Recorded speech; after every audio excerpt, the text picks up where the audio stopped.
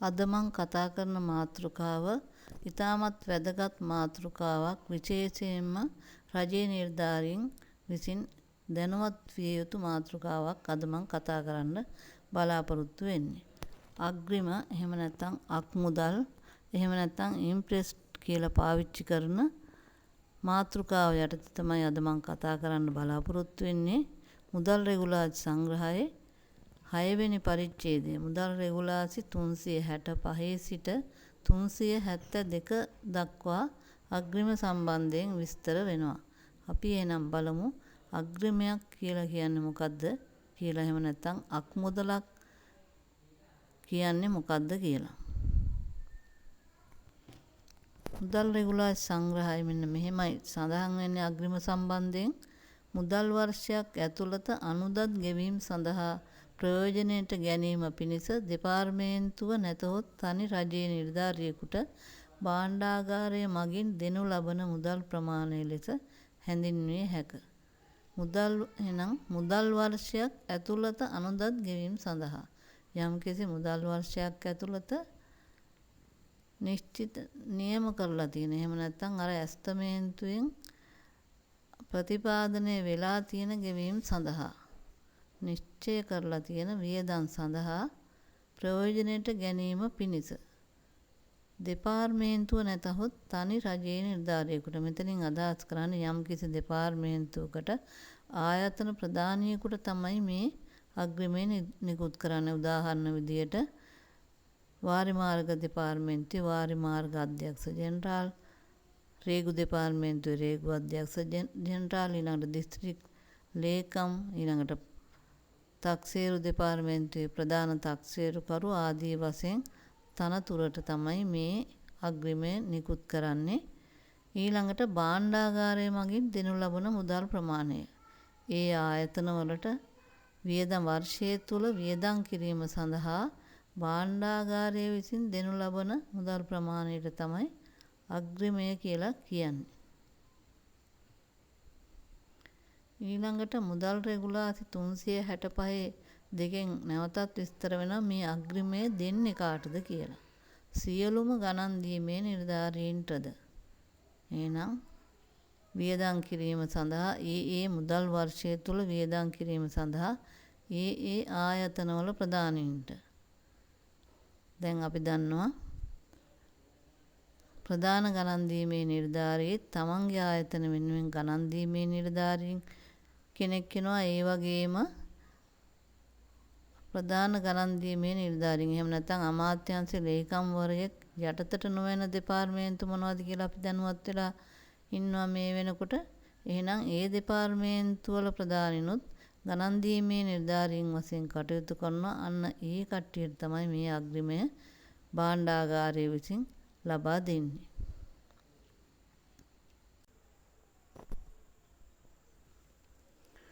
ඊළඟට 365 3න් විස්තර වෙන්නේ මෙන්න මේ කරුණ. එක් මුදල් වර්ෂය සඳහා අලුතෙන් අග්‍රිමයන් දෙනු ලබන බව. සෑම මුදල් වර්ෂයකම ආරම්භයේදී සෑම දෙපාර්තමේන්තුවකටම අලුතෙන් අග්‍රිමයක් දෙනවා. එහෙම නැත්නම් භාණ්ඩාගාරයෙන් අලුතෙන් මුදල් නිකුත් කරන බව තමයි මෙතනින් අදහස් කරන්නේ. මුදල් රෙගුලාසි 373 3 සහ 4 යටතට ගැන්න අවස්ථාවලදී හැර. මෙතනින් අදහස් කරන්නේ 373 3න් අදහස් කරන්නේ සී දෙපාර්තමේන්තුව වල අග්‍රිමය සම්බන්ධයෙන්, 4න් අදහස් කරන්නේ විදේශ දූත මණ්ඩලවල අග්‍රිම සම්බන්ධයෙන්. මේ අග්‍රිම හැර අනිත් සෑම අග්‍රිමයක්ම සෑම මුදල් වර්ෂයකම ආරම්භයේදී ඒ දෙපාර්තමේන්තුවට අලුත් අග්‍රිමයක් ලබා දෙනවා. ඒ ලබා දෙන්න මුදල් වියදම් කරන්න පුළුවන් වෙන්නේ ඒ මුදල් වර්ෂය තුල පමණක් බව තමයි මෙතනින් අදහස් කරන්නේ. ඒ කියන්නේ භාණ්ඩාගාරයෙන් අලුත් වර්ෂයකට ලබා දෙන මුදල් වියදම් කරන්න පුළුවන් වෙන්නේ ඒ මුදල් වර්ෂය තුලදී පමණක් බව තමයි මෙතනින් අදහස් කරන්නේ. ඊළඟට කියනවා අග්‍රිමයන් පිළිබඳ ගණන් පියවීම සම්බන්ධයෙන් විස්තර වෙනවා 4 වෙනි කරුණෙන් 365 අග්‍රිමයන් නිකුත් කරනුයේ භාණ්ඩාගාර මෙහෙයුම් දෙපාර්තමේන්තුව මගින් බැවින් ඒවායේ ගණන් හිලවුද භාණ්ඩාගාර මෙහෙයුම් දෙපාර්තමේන්තුවටම දැන්විය යුතුය. දැන් මුදල් රෙගුලාසි සංග්‍රහයේ තියෙන්නේ අග්‍රමයන් පිළිබඳ ගණන් පියවීම සම්බන්ධයෙන් රාජ්‍ය ගිණුම් දෙපාර්තමේන්තුව කියලා විස්තර වෙන්නේ. නමුත් වර්තමානයේදී භාණ්ඩාගාර මෙහෙයුම් දෙපාර්තමේන්තුවෙන් තමයි අග්‍රිම සම්බන්ධයෙන් කටයුතු කරන්නේ, අග්‍රිම නිකුත් කරන්නේ, ඒ වගේම ගිණුම් තබාන්නේ, අවසාන වශයෙන් ගිණුම් පියවන්නේ භාණ්ඩාගාර මෙහෙයුම් දෙපාර්තමේන්තුව වෙත. ඊළඟට අපි බලමු මුදල් රෙගුලාසි 366න් විස්තර වෙන අග්‍රිම අධිකාරිය සහ අග්‍රිම සීමාව කියන්නේ මොකක්ද කියලා. එක් මුදල් වර්ෂයේ ආරම්භයේදී භාණ්ඩාගාරය විසින් අග්‍රිම නිකුත් කරනු ලැබේ. අපි ඉස්සෙල්ලා විස්තර කෙරුව විදිහට සෑම වර්ෂයකම ආරම්භයේදී භාණ්ඩාගාරය විසින් සෑම ආයතනයකටම අග්‍රිම නිකුත් කරනවා. කොහොමද නිකුත් කරන්නේ සම්බන්ධයෙන් තොරතුරු ලබාගෙන මුදල් වර්ෂයේ ඇතුළත කිසියම් දෙපාර්තමේන්තුවකට එම වර්ෂය තුල කළ යුතු සියලුම ගෙවීම් සඳහා, ඒ කියන්නේ රජයේ ආයතනවලට ඒ වර්ෂය තුල වියදම් කර යුතු සියලුම මුදල් සඳහා තමයි භාණ්ඩාගාරයෙන් මුදල් නිකුත් කරන්නේ. මෙතනදී කියනවා පැවරුම් ගෙවීම් හැර. ඒ කියන්නේ සමහර ආයතන තියෙනවා වෙනත් දෙපාර්තමේන්තු වෙනුවෙන් ගෙවීම් කටයුතු කරන. උදාහරණ විදිහට ප්‍රාදේශීය ලේකම් කාර්යාලවල දිස්ත්‍රික් ලේකම් කාර්යාලයට මගින් වෙන් කරන මුදල් වලින් විශ්‍රාම වැටුප් සඳහා, ඒ වගේම සමෘද්ධි අමාත්‍යාංශයෙන් සමෘද්ධි සහනාධාර සඳහා ගෙවීම් කරනවා. ඒ වගේම වෙනත් සමාජ සේවා දෙපාර්තමේන්තුවේ විවිධ වියදම් සඳහා ඒ ආයතන වලට මුදල් ලබා දෙනවා. ඒ වියදම් ගෙවීම සඳහා මුදල් වියදම් කරනවා. අන්න ඒ කරන වියදම් හැර ඒ දෙපාර්තමේන්තුවටම අදාළ ඒ දෙපාර්තමේන්තුවට එහෙම නැත්නම් එම ආයතනයේ වියදම් සඳහා යන මුදල් ප්‍රමාණය සම්බන්ධයෙන් භාණ්ඩාගාරයෙන් ලිපියක් නිකුත් කරනවා. ඔබේ ආයතනයේට මේ වර්ෂය තුල මෙන්න මේ මුදල් ප්‍රමාණය තමයි වියදම් කරන්න පුළුවන් වෙන්නේ කියලා. ඒ සම්බන්ධයෙන් සෑම රජයේ ආයතනයකටම අග්‍රිම සීමාව වියදම් කළ හැකි උපරිම සීමාව සඳහන් කරලා භාණ්ඩාගාරයෙන් ලිපියක් නිකුත් කරනවා. ඒ ලිපිය තමයි අග්‍රිම අධිකාරී බලය ලැබෙන්නේ ඒ ආයතන වලට. ඒ ලිපිය සඳහන් වෙනවා අර සීමාව සම්බන්ධයෙන් මම අර ඉස්සෙල්ලා කිව්වා වගේ මෙන්න මේ වර්ෂය තුල ඔබට වියදම් කරන්න පුළුවන් මුදල මෙන්න මෙච්චර ප්‍රමාණයයි කියලා සඳහන් කරන සීමාව තමයි එතනින් අදහස් කරන්නේ අග්‍රිම සීමාව වශයෙන්. මේ සීමාව තීරණය කිරීම සඳහා අපිට දැන් හිතෙනවා සෑම ආයතනයකටම වාර්ෂික ඇස්තමේන්තුවේ මුදල් වෙන් කරලා තියෙනවා. එහෙනම් ඒ සීමාවද මේ අග්‍රිම සීමාව කියලා. ඇත්ත වශයෙන්ම ඒ ආයතන වලින් තොරතුරු ලබා ගන්නවා කොපමණ මුදල් ප්‍රමාණයක් ඒ මාසෙට අවශ්‍යද කියලා. ඒ වගේම ඉදිරි වර්ෂය සඳහා අවශ්‍ය වන අක්මුදල් ප්‍රමාණය සම්බන්ධයෙන් තොරතුරු ලබා ගන්නා වාර්ෂික අක්මුදල් ඉල්ලුම් පත්‍රයක් මගින් භාණ්ඩාගාරයේ ආකෘති පත්‍රයකට අනුව. අපි ඒ සම්බන්ධයෙන් ඉදිරියේදී විස්තර කතා කරමු. අන්න ඒ එක එක ආයතන වලින් සපයන තොරතුරු මත තමයි භාණ්ඩාගාරයෙන් තීරණය කරලා මේ අග්‍රිම සීමාව සටහන් කරලා ඒ ආයතන වලට යවන්නේ. ඊළඟට මුදල් රෙගුලාසි 91ත් ඒ සම්බන්ධයෙන් අග්‍රිම අධිකාරිය සම්බන්ධයෙන් විස්තර වෙනවා. මේ තොරතුරුමයි මම සඳහන් කරපු. ඔබට තවදුරටත් ඒ සම්බන්ධයෙන් බලන්න පුළුවන්. ඊළඟට අපි බලමු ආයතනයකට ලබා දුන් අග්‍රිමයෙන් ඕනෑම මුදල් ප්‍රමාණයක් ඕනෑම අවස්ථාවක ආපසු ගෙවන ලෙස නියම කිරීමටද භාණ්ඩාගාරයට බලය තිබේ. ඒ කියන්නේ ඒ වර්ෂය තුල වියදම් කිරීම සඳහා ලබා දෙන ඒ කියන්නේ අර අග්‍රිම අධිකාරී බලයේ සටහන් වෙන සීමාවෙන් යම්කිසි අවස්ථාවක භාණ්ඩාගාරයට ඒ කියන්නේ භාණ්ඩාගාරය විසින් ආයතන වලට නිකුත් කරන ලද මුදලෙන් ඕනෑම අවස්ථාවක මෙන්න මෙච්චර ප්‍රමාණයක් ආපහු ගෙවන්න පුළුවන් ගෙවිය යුතුයි කියලා භාණ්ඩාගාරයට නියම කරන්න පුළුවන්. ඒ කියන්නේ ලබා දුන්න මුදල් වලින් මෙච්චර ප්‍රමාණයක් ආපහු ගෙවන්න කියලා භාණ්ඩාගාරයට බලය තියෙනවා ඒ ආයතන වලට දන්නන්න. ඊළඟට අපි අග්‍රිම සීමාවන් නියම කිරීම සම්බන්ධයෙන් තවදුරටත් විමසලා බලමු.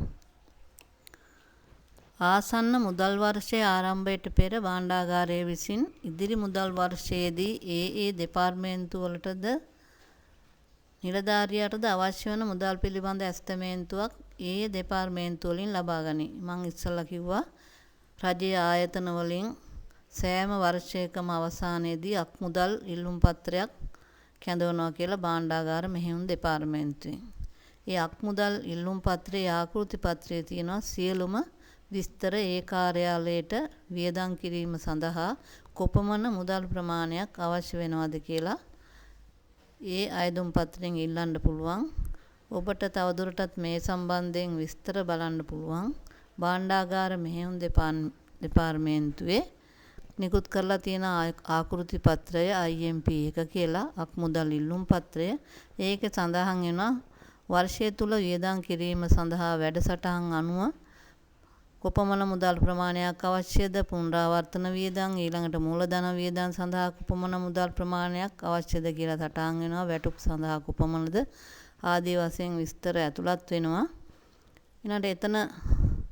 ඊළඟට ඒ ඉල්ලන මුදල් ප්‍රමාණය එහෙනම් ඇස්තමේන්තුවෙන් විසර්ජන පනතෙන් වෙන් කරලා තියෙන ප්‍රමාණය, ඊළඟට ඇස්තමේන්තුවෙන් මම ඉස්සෙල්ලා කිව්වා වගේ අර මූලධන වියදම් සහ පුනරාවර්තන වියදම් වලට කොපමණ ප්‍රමාණයක් අවශ්‍යද, ඊළඟට එතන විස්තර කරලා තියෙනවා අවකරණ විදිහට කොපමණ ප්‍රමාණයක් අඩු කරන්න පුළුවන්ද.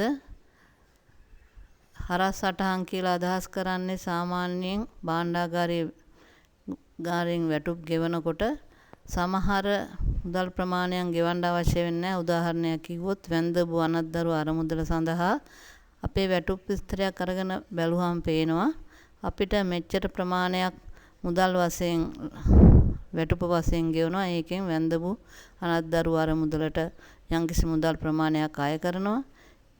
ඒ අය කිරීම සඳහා මුදල් ඇත්ත වශයෙන් භාණ්ඩාගාරයෙන් වෙන් කිරීම අවශ්‍ය නැහැ. ඒ වගේ නිලධාරීන්ගෙන් නිශ්චිත අවකරණ ප්‍රමාණයක් තියෙනවා. නැවත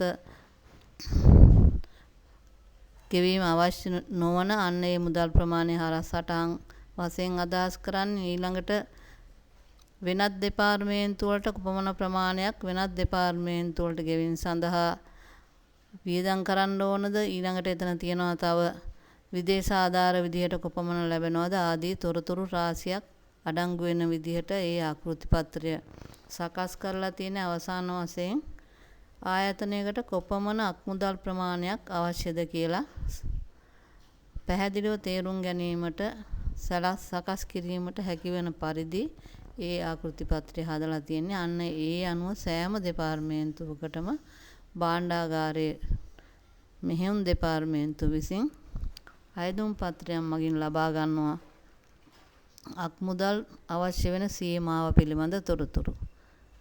අන්න ඒ කරුණ තමයි එතනින් විස්තර කරන්නේ. මෙතනින් කියනවා අවශ්‍ය වෙන මුදල් පිළිබඳ ඇස්තමේන්තුවක් ඒ දෙපාර්තමේන්තු වලින් ලබා ගනී වාර්ෂික අක්මුදල් ඉල්ලුම් පත්‍රයක් මගින්. භාණ්ඩාගාරයේ විසින් ඇස්තමේන්තුව අවශ්‍ය පරිදි වෙනස් කොට සකස් කිරීමෙන් පසුව එම දෙපාර්තමේන්තුවේ අග්‍රිම සීමාව නියම කරනු ලැබේ. එහෙනම් ඒ අග්‍රිම සීමාව අනුව නියම කරන්නේ සමහර දෙපාර්තමේන්තු තියෙනවා ඒ ශ්‍රේණියේ දෙපාර්තමේන්තු ආදායම් ලැබෙන. එතකොට අක්මුදල් සීමාව නියම කරද්දී ඒ ආදායම් ලැබෙන දෙපාර්තමේන්තු වලට වියදම් කිරීමේ හැකියාව තියෙනවා ඒ ආයතනයේ අවශ්‍යතාවය සඳහා. අන්න ඒ පිළිබඳවත් සැලකිල්ලට ගන්නවා මේ අක්මුදල් සීමාව නියම කිරීමේදී.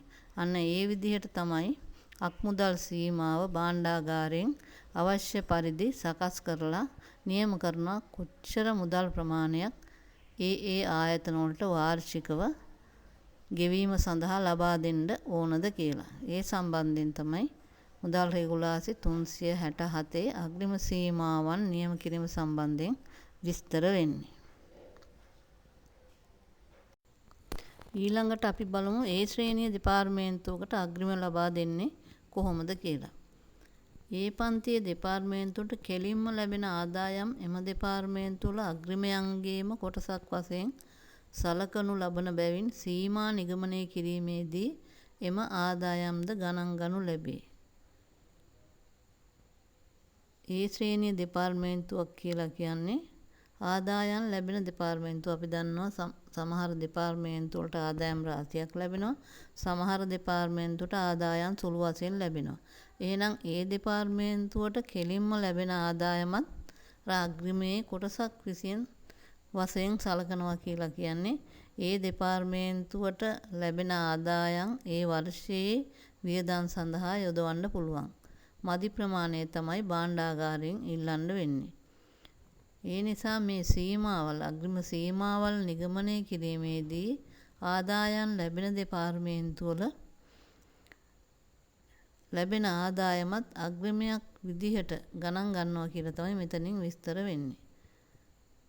වාර්ෂික අක්මුදල් ඉල්ලුම් පත්‍රය සකස් කිරීමේදී ලැබෙන ආදායම් සම්බන්ධයෙන්ුත් විස්තර අලංගු කරන්න පුළුවන් ඒ දෙපාර්තමේන්තු වලට. එතකොට ඒ ඔස්සේ පුළුවන් භාණ්ඩාගාරයට කොපමණ මුදල් ප්‍රමාණයක් ඉදිරි වර්ෂයේ වියදම් සඳහා භාණ්ඩාගාරයෙන් දෙපාර්තමේන්තු වලට නිකුත් කරන්න ඕනද කියලා.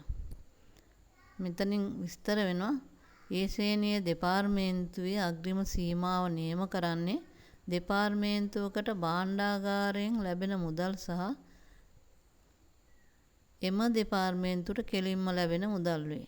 දැන් අපි දන්නවා ආදායම් සම්බන්ධයෙන් විස්තර කරනකොට විවිධ ආදායම් රාශියක් බදු ආදායම් බදු නොවන ආදායම් ආදී වශයෙන් අපි දැනුවත් වෙලා තියෙනවා. එහෙනම් ඒ දෙපාර්තමේන්තුවෙන් එකතු කරන ආදායම් ඒ ශ්‍රේණියේ දෙපාර්තමේන්තු වලට වියදම් කරන්න පුළුවන් තමන්ගේ අවශ්‍යතාවයන් සඳහා. රේගු දෙපාර්තමේන්තුව, සුරාබදු දෙපාර්තමේන්තුව, දේශීය ආදායම් දෙපාර්තමේන්තුව වගේ දෙපාර්තමේන්තු වලට විශාල වශයෙන් ආදායම් ලැබෙනවා. ඒ ආදායම් වලින් කොටසක් කලින් කලට භාණ්ඩාගාරයට යවන්න පුළුවන්. දෙපාර්තමේන්තුවට අවශ්‍ය ප්‍රමාණයට වැඩියෙන් ලැබෙන මුදල් කලින් කලට භාණ්ඩාගාරය වෙත ඒ දෙපාර්තමේන්තුව විසින් යවනවා. සමහර දෙපාර්තමේන්තු වලට දැන් අපිට තීරණය කරන්න පුළුවන් සමහර දෙපාර්තමේන්තු වලට ආදායම් ලැබෙන සුළු ප්‍රමාණයක් පමණක් මදි වෙන්න පුළුවන්. එතකොට භාණ්ඩාගාරයට මුදල් යවන්න වෙන්නේ අග්‍රිමයේ විදිහට සුළු ප්‍රමාණයයි. නමුත් අග්‍රිම සීමාව නියම කිරීමේදී අර ලැබෙන මුදලුයි ඊළඟට භාණ්ඩාගාරයෙන් දෙන මුදලුයි එකතුව තමයි අග්‍රිම සීමාව කියලා සඳහන් කරන්නේ. ඊළඟට අපි බලමු අතුරු අග්‍රිම කියන්නේ මොකක්ද කියලා. මුදල් රෙගුලාසි 371කින් විස්තර වෙන. බොහෝ අවස්ථාවලදී මේ සම්බන්ධයෙන් ඔබ වැඩිපුර අවධානය යොමු කරන්න ඕනේ. භාණ්ඩාගාරයෙන් ලබා දෙන අග්‍රිමයයි අතුරු අග්‍රිමයයි කියන එක බොහෝ දෙනෙක් විභාගවලදී දකින්න ලැබෙනවා. පටලවා ගන්නවා. ඒ නිසා මේ අතුරු අග්‍රිමයයි කියන්නේ මොකක්ද කියලා හොඳින් අවබෝධ කරගන්න ඕනේ. අතුරු අග්‍රිම කියලා කියන්නේ භාණ්ඩාගාරය විසින් දෙපාර්තමේන්තුවකට ලබා දෙන අග්‍රිමයෙන් කොටසක් වෙනත් නිලධාරීන්ට ලබා දීම තමයි අතුරු අග්‍රිම කියලා කියන්නේ. මුදල් රෙගුලාසි සංග්‍රහයේ මෙන්න මෙහෙම විස්තර වෙනවා. ඒ සම්බන්ධයෙන් සෑම ගණන් දීමේ නිලධාරියෙකුටම ස්වකීය අග්‍රිමයෙන් කොටසක් තම යටත් නිලධාරීන්ගෙන් ඕනෑම කෙනෙකු වෙත නිකුත් කිරීමට හැකිය. මේ සඳහා භාණ්ඩාගාර මෙහෙයුම් දෙපාර්තමේන්තුවේ ප්‍රකාශිත අධිකාරී බලයක් සෑම ගණන් දීමේ නිලධාරියෙකුටම තිබිය යුතුය. දෙපාර්තමේන්තු ප්‍රධානියෙකුට අර ඉස්සලා කිව්වා වගේ තමන්ගේ අග්‍රිමෙන්, ඒ කියන්නේ භාණ්ඩාගාරයෙන් ලැබෙන අග්‍රිමෙන් කොටසක් තමන්ගේ නිලධාරීන්ට නිකුත් කරන්න පුළුවන් අග්‍රිමයක් වශයෙන්. ඒ නිකුත් කරන්න පුළුවන් වෙන්නේ මෙන්න මේ අවස්ථා තුනේදී විතරයි. වර්තමානයේදී 1/2020 කියන චක්‍ර ලේඛනයෙන් මේ අතුරු අග්‍රිම සම්බන්ධයෙන් සංශෝධන කිහිපයක් සිදු කරලා තියෙනවා. මේ අතුරු අග්‍රිම වලට දෙන මුදල් සීමාව සම්බන්ධයෙන්. අතුරු අග්‍රිම ලබා දෙන්න පුළුවන් වෙන්නේ සුළු මුදල් අතුරු අග්‍රිමයක් වශයෙන් ලබා දෙන්න පුළුවන්. ඊළඟට තත්කාරී අතුරු අග්‍රිමය, ඊළඟට අඛණ්ඩ අතුරු අග්‍රිමය. මේ සුළු මුදල් අග්‍රිමය කියලා කියන්නේ දෙපාර්තමේන්තුවකට තියෙන්න පුළුවන් ප්‍රාදේශීය කාර්යාල. එහෙම නැත්නම් තමන්ගේ දෙපාර්තමේන්තුවේ ඇතුළෙම විවිධ අංශ තියෙනවා. උදාහරණ විදියට පාලන අංශය, ඊළඟට ආයතන හා පරිපාලන කියලා තියෙන්න පුළුවන්. ඊළඟට සංවර්ධන අංශය, ගිණුම් අංශය ආදී වශයෙන් තියෙන්නත් පුළුවන්. අර විදිහට සාකා කාර්යාල තියෙන්නත් පුළුවන්. ඒ වගේ අවස්ථාවක සුළු වියදම් සඳහා යම් සුළු වියදම් සඳහා වියදම් කර ගැනීම සඳහා තමයි මේ සුළු මුදල් අග්‍රිමය ලබා දෙන්නේ. 1/2020 කියන භාණ්ඩාගාර චක්‍රලේඛනයෙන් මේ සුළු මුදල් සඳහා දෙන අග්‍රිමය රුපියල් 25000ක් දක්වා වැඩි කරලා තියෙනවා. වර්තමානයේ වියදම් වලට ගැලපෙන විදියට මේ සුළු මුදල් අග්‍රිමය බාර දීලා තියෙන නිලධාරියා විසින් ඒ සම්බන්ධයෙන් සුළු මුදල් පොතක් තබාගෙන ඒ වියදම් සම්බන්ධයෙන් සටහන් කරගන්න ඕනේ ඒ අවස්ථාවෙම.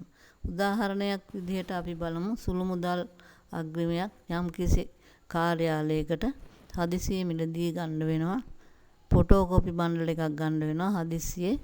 ඒ සඳහා ආයතනයේ ගබඩාංශයෙන් ලබා ගැනීමට ප්‍රමාද වෙන්න පුළුවන්. එහෙම නැත්නම් සමහර අවස්ථාවලදී රිබන් එකක් printer එකකට රිබන් එකක් ගන්න පුළුවන් වෙනවා. සමහරක් අවශ්‍ය වෙනවා. සමහර අවස්ථාවලදී හදිසියෙ වාහනයක සුළු අලුත් වැඩියාවක් සිද්ධ කරන්න වෙනවා. රුපියල් 700ක 800ක වගේ ගානක හෝ 1000 ගානක වගේ ගානක සුළු අලුත් වැඩියාවක් සිද්ධ කරන්න පුළුවන්. ඒ වගේම නිලධාරියෙකුට යම් කිසි ලිපියක් හදිසි ලිපියක් ගෙනින් ලබා දීම සඳහා වූ තොරතුරු ලබා ගැනීම සඳහා යම් නිලධාරියෙක් යවන්න අවශ්‍යතාවයක් සිද්ධ වෙනවා වෙනත් කාර්යාලයකට. ඒ සඳහා උට ගමන් වියදම් දෙන්න වෙනවා පොඩි ගාණක්. අන්න ඒ වගේ අවස්ථාවක මේ සුළු මුදල් වලින් වියදම් කරන්න පුළුවන්.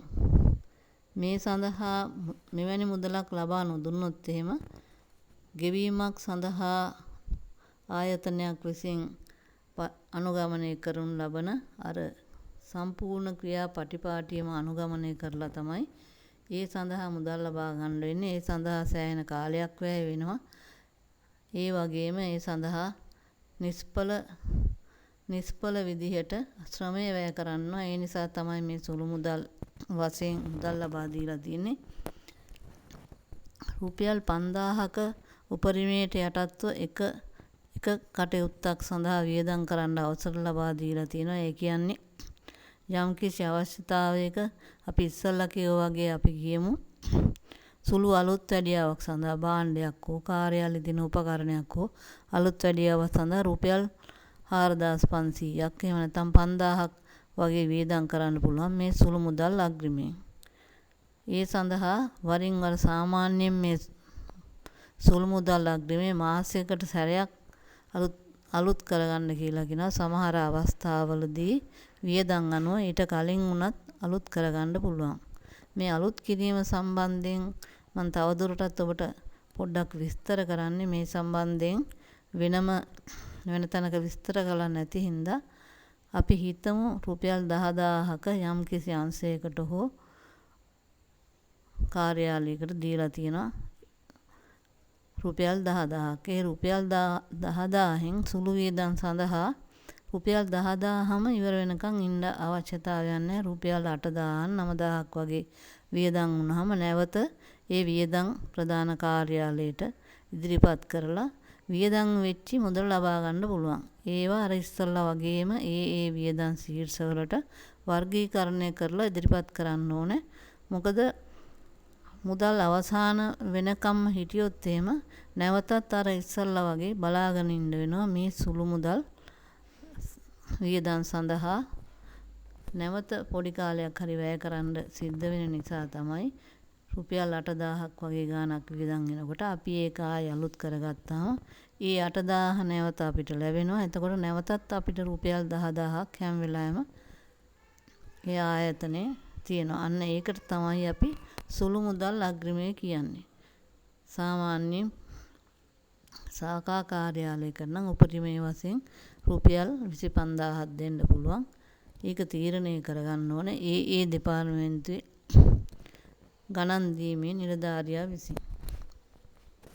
ඊළඟට තත්කාර්ය අතුරු අග්‍රිමයක් කියලා කියන්නේ යම් කිසි කටයුත්තක් සඳහා ලබා දෙන ඒ කටයුත්තට අදාළව ලබා දෙන මුදලක්. එහෙම නැත්නම් අත්තිකාරමක්.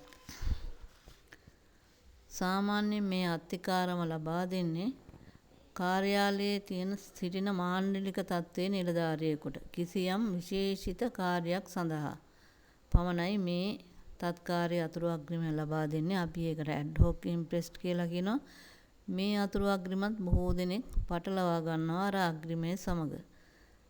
අර 1/2020 කියන චක්‍ර ලේඛනෙන් ඒ සඳහාත් වැඩිපුර ප්‍රමාණයක් රුපියල් ලක්ෂය දක්වා සීමාව උපරිමයේ සීමාව වශයෙන් සඳහන් කරලා තියෙනවා.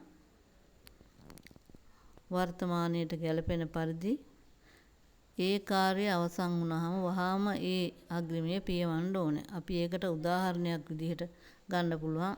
යම්කිසි ආයතනයක පුහුණු වැඩසටහනක් කෙටි කාලීන දවසක දවස් දෙකක පුහුණු වැඩසටහනක් පවත්වන්න අවශ්‍ය වෙච්ච වෙලාවක මේ අතුරු අග්‍රිමය ලබා ගන්න පුළුවන්. ලබාගෙන ඒ දිනේට අවශ්‍ය වෙන සංග්‍රහ කිරීම සඳහා අවශ්‍ය වෙන වියදම්, ඊළඟට ලිපි ද්‍රව්‍ය සඳහා වෙන වියදම්, ඊළඟට දේශක වරුන්ට ගෙවීමේ ගාස්තු වගේ දේවල් ඒ අග්‍රිමය ලබාගෙන ඒ වැඩසටහන මෙහෙයවීමේ හැකියාව තියෙනවා.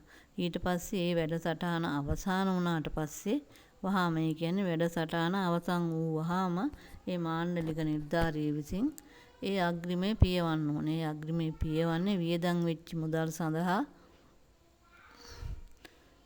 වෙනම වවුචරයක් හදලා ඒ කොපමණද වියදම් වුනේ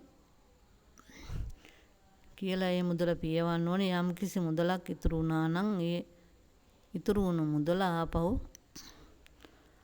මේ ඉම්ප්‍රෙස්ඩ් එකට ඇතුළත් කරන විදිහට එක සටහන් තබන්න ඕනේ.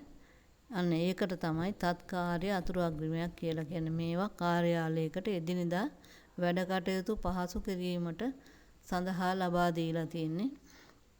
කෙටි කාලීනව හදිස්සියේ අවශ්‍ය වෙන කාර්යයන් සඳහා ඒ කාර්යයන් ඉතා හොඳින් ඉටු කිරීම සඳහා. ඊළඟට අඛණ්ඩ අතුරු අග්‍රිමයක් කියලා කියන්නේ කාර්යාලයක උපකාර්යාලයකට නිකුත් කරන්නේ අඛණ්ඩ අතුරු අග්‍රිමයක් උපකාර්යාලයක් තියෙන වෙලාවක ඒ අඛණ්ඩ අතුරු අග්‍රිමය සඳහා වෙනම අග්‍රිමය අලුත් කිරීමේ ක්‍රමයක් තියෙනවා. ඒ සඳහා භාණ්ඩාගාරයෙන් ප්‍රධාන ගණන් දීමේ නිලධාරී සහ ගණන් දීමේ නිලධාරී ප්‍රධාන ගණන් දීමේ නිලධාරීගේ අනුමැතිය ලබාගෙන භාණ්ඩාගාරයට ඉදිරිපත් කරන්න ඕනේ. භාණ්ඩාගාරයෙන් මෙහෙයුම් දෙපාර්තමේන්තු අධ්‍යක්ෂ ජනරාල් අනුමත කිරීම අවශ්‍ය වෙනවා මේ අඛණ්ඩ අතුරු අග්‍රිමය. ඊළඟට ඒ සඳහා අර සුළු මුදල් අග්‍රිමයට සාමාන්‍යයෙන් ආසන්න ක්‍රමයකට යතුරු අග්‍රිමය නැවත අලුත් කරගන්න පුළුවන්. ඊළඟට ඒ උපකාර්යාලයේ බැංකු ගිණුමට තමයි මේ අඛණ්ඩ අතුරු අග්‍රිමය ලබා දෙන්නේ. මුදල් අර වගේම සීමාවක් සටහන් කරලා තියෙනවා. ඊළඟට ඒ සීමාවට මුදල් ලබා දෙනවා. ඒ සීමාව දක්වා වියදම් කරලා ඒ වියදම් කරන වවුචර ඉදිරිපත් කරපුවම වියදම් වෙච්චි මුදල් ප්‍රමාණය නැවත ලබා දෙනවා අර සීමාව දක්වා. අන්න ඒකට තමයි අඛණ්ඩ අතුරු අග්‍රිමය කියලා කියන්නේ. මෙන්න මේ විදිහට මුදල් රෙගුලාසි 371කින් විස්තර වෙන අතුරු අග්‍රිම විස්තර කරන්න පුළුවන් ප්‍රධාන වශයෙන් කොටස් 3ක් විදියට. ඊළඟට මේ අතුරු අග්‍රිම හැම වෙලාවෙම වර්ෂ අවසානයේ පියවන්න ඕනේ. දෙසැම්බර් 31 වෙනිදාට කලින් ඒ අදාළ ආයතනයට පියවලා අවසන් කරන්න ඕනේ මේ ලබා දීලා තියෙන අග්‍රිම. මෙන්න මේ කරුණු තමයි අතුරු අග්‍රිම සම්බන්ධයෙන් විස්තර කරන්න පුළුවන්. ඊළඟට අපි බලමු මං හිතන්නේ ඔබට දැන් මේ අග්‍රිම සම්බන්ධයෙන් ඒ වගේම අතුරු අග්‍රිම සම්බන්ධයෙන් සෑහෙන දැනුමක් ලැබෙන්න ඇති. බොහෝ දෙනෙක් මේ දෙක පටලවා ගන්නවා. ඒ නිසා ඉතාමත් හොඳින් මේ සම්බන්ධයෙන් අධ්‍යයනය කරලා මතක තබා ගන්න ඕනේ මේ දෙකේ වෙනස. ඊළඟට තවත් මේ අවස්ථාවෙන් මතක් කරන එක හොඳයි. බොහෝ දෙනෙක් මේ ප්‍රතිපාදනයයි අග්‍රමයයි එහෙම නැත්නම් අක්මුදලයි කියන්නේ මොකක්ද කියලා ඒ දෙක අතරත් පටලැවිලි ඇති කරගන්නවා. ඒ දෙක පැහැදිලි කර ගැනීමත් අවශ්‍යයි. ප්‍රතිපාදනය කියලා කියන්නේ වාර්ෂිකාර ඇස්තමේන්තුවෙන් ඒ කාර්යයන් සඳහා වියදම් කිරීමට අපේක්ෂිත කරන ලද මුදල. ඒ මුදල තමයි අර ඇස්තමේන්තුවේ සඳහන් වෙන්නේ. අක්මුදල කියලා කියන්නේ ඒ වියදම් සඳහා භාණ්ඩාගාරයෙන් ලබා දෙන මුදල්. සමහර අවස්ථාවලදී ප්‍රතිපාදන තියෙනවා කාර්යාලයක, නමුත් අක්මුදල එහෙම නැත්නම් භාණ්ඩාගාරයේ ලැබිච්ච මුදල් ප්‍රමාණය ප්‍රමාණවත් නොවන අවස්ථාවලදී ගෙවීමේ හැකියාව නැති වෙනවා භාණ්ඩාගාරයෙන්. යම් යම් අවස්ථාවලදී අක්මුදල් ඉල්ලුම් පත්‍රයෙන් මුදල් ඉල්ලුම් කරාට ප්‍රමාද වෙලා ලැබෙන අවස්ථාවල් තියෙනවා. ඒ වගේ අවස්ථාවල ප්‍රතිපාදනයේ තිබුණත් අක්මුදල් නැති නිසා ගෙවන්න බැරි වෙනවා. සමහර අවස්ථාවලදී අක්මුදල් විදිහට ලැබිලා තියෙන මුදල් ප්‍රතිපාදන ප්‍රමාණය නැති අවස්ථාවක ගෙවන්න බැරි වෙනවා. ඒ නිසා මතක තියාගන්න ඕනේ මේ අවස්ථා දෙකේ ඇති වෙනසත් පැහැදිලි කරගන්න ඕනේ. අක්මුදල සහ ප්‍රතිපාදනය කියලා කියන්නේ දෙකක් කියලා. මං හිතන විදිහට ඔබට දැන් පැහැදිලි වෙලා ඇති මේ භාණ්ඩාගාරයෙන් ලබා දෙන අග්‍රිමයයි ඊළඟට දෙපාර්තමේන්තුවක් විසින් තමන්ගේ යටත් නිලධාරීන් සඳහා ලබා දෙන අග්‍රිමයයි අතර වෙනස. මේ මාතෘකාව යටතේ බොහෝ අවස්ථාවල ප්‍රශ්න පත්‍රවල දකින්න ලැබෙනවා මේ සම්බන්ධයෙන් විවිධ ප්‍රශ්න. ඒ නිසා ඔබ හොඳින් අධ්‍යයනය කරන්න ඕනේ. අපි බලමු ඔබට මොන වගේ ප්‍රශ්නද මේ මාතෘකාව යටතේ ලැබිලා තියෙන්නේ කියලා ඊළඟට. මේ මාතෘකාව යටතේ ඔබට පසුගිය විභාගවලදී ඇවිල්ලා තියෙන්නේ මෙන්න මේ වගේ ප්‍රශ්න. ප්‍රතිපාදිත මුදල හා අග්‍රිම අධිකාරිය අතර වෙනස පැහැදිලි කරන්න. ප්‍රතිපාදිත මුදල කියලා අදහස් කරන්නේ වාර්ෂික ඇස්තමේන්තුවෙන් ඒ දෙපාර්තමේන්තු වලට වියදම් කිරීම සඳහා වෙන් කරලා තියෙන මුදල. වාර්ෂික ඇස්තමේන්තුවේ සඳහන් මුදල තමයි ප්‍රතිපාදිත මුදල කියලා කියන්නේ. වැටුප් සඳහා, මූලධන වියදම් සඳහා, පුනරාවර්තන වියදම් සඳහා මෙච්චර මුදල් ප්‍රමාණයක් අපි දන්නවා. ඉස්සෙල්ලා වියදම් වර්ගීකරණයක යටතේ අපි ඉගෙන ගත්තා. ඊළඟට මූලධන වියදම් සඳහා වෙනම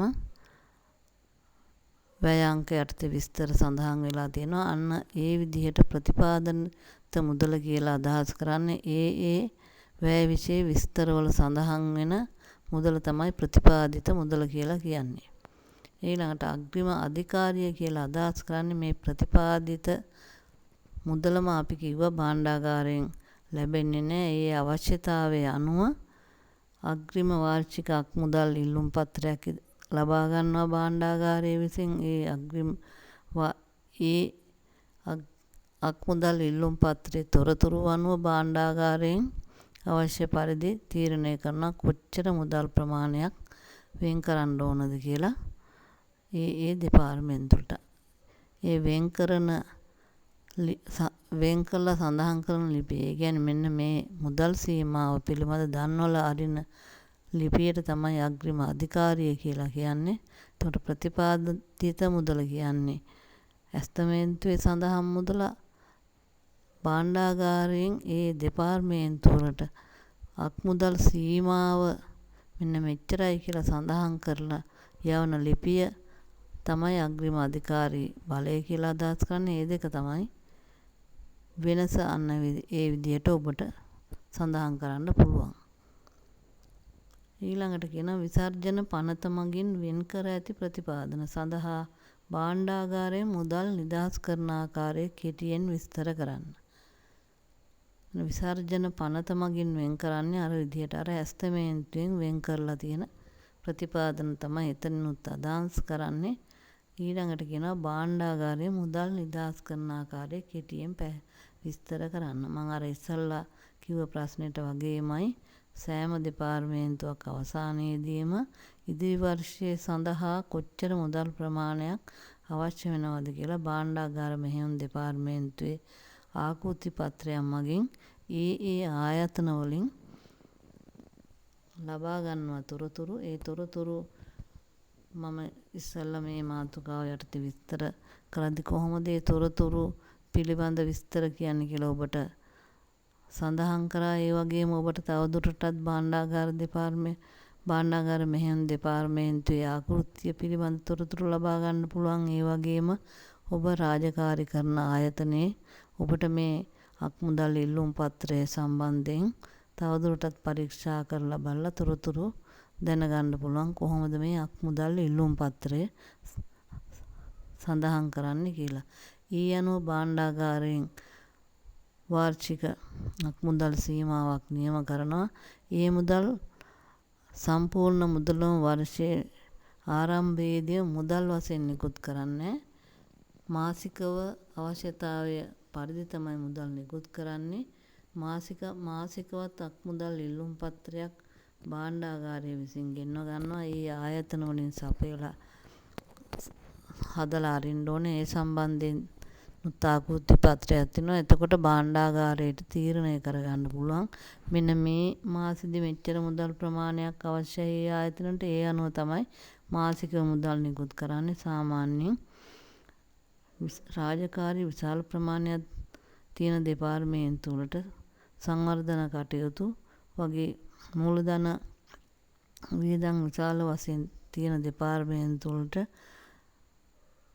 සාමාන්‍යයෙන් වර්ෂයේ අවසාන භාගයේදී විශාල මුදල් ප්‍රමාණයක් වියදම් වශයෙන් ලබා දෙන්න අවශ්‍ය වෙන භාණ්ඩාගාරයට. ඒ වගේම සමහර වියදම් තියෙනවා මාසිකව භාණ්ඩාගාරය විසින් නිකුත් කළ යුතු වැටුප් සඳහා. ඒ වගේම අනිවාර්යෙන් නිකුත් කරන්න ඕන විශ්‍රාම වැටුප් සඳහා. ඒ වගේම සමෘද්ධි සහනාධාර ආදී වශයෙන් සමහර අත්‍යවශ්‍යයෙන්ම මාසිකව නිකුත් කර යුතු මුදල් ඒ දෙපාර්තමේන්තු වලට මාසිකව නිකුත් කරනවා. ඒ සම්බන්ධව තොරතුරු අවශ්‍යතාවය පරිදි කාර්යාල වලින් ලබාගෙන භාණ්ඩාගාරයෙන් අක්මුදල් නිදහස් කරන සාමාන්‍ය මාසිකව ඊට අමතරව අවශ්‍යතාවයේ පරිදි මාසයක් තුල කිහිප වතාවක් වුණත් මුදල් නිකුත් කරන්න පුළුවන්. අන්න ඒ විදිහට තමයි භාණ්ඩාගාරයේ මුදල් නිදහස් කරන්නේ. ඊළඟ ප්‍රශ්නේ තමයි මුදල් රෙගුලාසි 371 පරිදි අතුරු අග්‍රිම යන්න විස්තර කරන්න. මේ සම්බන්ධයෙන් අපි ඔබට විස්තර කරා මුදල් රෙගුලාසි 371 කියන්නේ මොකක්ද කියලා. භාණ්ඩාගාරයෙන් ලබා දෙන අග්‍රිමය. භාණ්ඩාගාරයෙන් ආයතන ප්‍රධානියෙක් වෙත එහෙම නැත්නම් ගණන් දීමේ නිලධාරියෙක් වෙත ලබා දෙන අග්‍රිමයෙන් තමන් යටතේ සිටින නිලධාරීන්ට ලබා දෙන මුදල තමයි අතුරු අග්‍රිම කියලා කියන්නේ. සාමාන්‍ය සුළු මුදල් අග්‍රිමය තීරණය කරන නිලධාරියෙකුට ලබා දෙන්න පුළුවන්. ඊළඟට තත්කාරී අතුරු අග්‍රිමය සාමාන්‍ය ලක්ෂයක් දක්වා ලබා දෙන්න පුළුවන්. ඒ ලබා දෙන්න පුළුවන් ඉන්නේ මාණ්ඩලික තත්ත්වයේ නිලධාරියෙකුට. ලබා දුන්නු කාර්යය අවසන් වුණු වහාම ඒ අතුරු අග්‍රිමය පියවන්න අවශ්‍යයි. ඒ වගේම මේ සියලු අග්‍රිමයන් දෙසැම්බර් මාසෙ 31 වෙනකොට පියවල අවසන් කරන්න ඕනේ. ඊළඟට අතුරු අකණ්ඩ අතුරු අග්‍රිමය සම්බන්ධයෙන් ඊළඟට විස්තර කරනවා. ඊළඟට උපකාර්යාල වලට තමයි අකණ්ඩ අතුරු අග්‍රිමය නිකුත් කරන්නේ. ඊළඟට 4 වෙනි ප්‍රශ්නේ තමයි අතුරු අග්‍රිම නිකුත් කළ හැකි කුමන අවස්ථාවේද? අර ප්‍රධාන වශයෙන් ඉස්සෙල්ලා කිව්වා වගේ කොටස් 3කට නිකුත් කරන්න පුළුවන් සුළු මුදල් අග්‍රිමය, තත්කාරී අතුරු අග්‍රිමය සහ අකණ්ඩ අතුරු අග්‍රිමය වශයෙන්. මේ සම්බන්ධයෙන් මම ඔබට පැහැදිලි කරා. ඒ අනුව ඔබට මේ ප්‍රශ්න වලට පහසුවෙන් පිළිතුරු ලියන්න පුළුවන්. මම හිතනවා මේ පිළිබඳව හොඳින් අධ්‍යයනය කරලා වඩාත් හොඳින් ඔබට පිළිතුරු ලිවීම සඳහා තවදුරටත් අවශ්‍ය වෙනවා නම් භාණ්ඩාගාර මෙහෙයුම් දෙපාර්තමේන්තුවේ වෙබ්සයිට් එකෙන් ඔබට තවත් තොරතුරු ලබා ගන්න පුළුවන්. ඒ වගේම අත්මුදල් ඉල්ලුම් පත්‍ර පිළිබඳ විස්තර බලා ගන්න පුළුවන්. ඔබගේ ප්‍රධාන කාර්යාලයක නම් ඔබ සේවය කරන්නේ මේ අත්මුදල් ඉල්ලුම් පත්‍රය කොහොමද හදන්නේ කියලා ඔබට තවදුරටත් තොරතුරු දැනගන්න පුළුවන්. ඒ අනුව මම හිතනවා ඔබට මේ තොරතුරු අනුව මේ ප්‍රශ්න වලට හොඳින් පිළිතුරු ලියන්න පුළුවන් කියලා. බොහොම ස්තුතියි.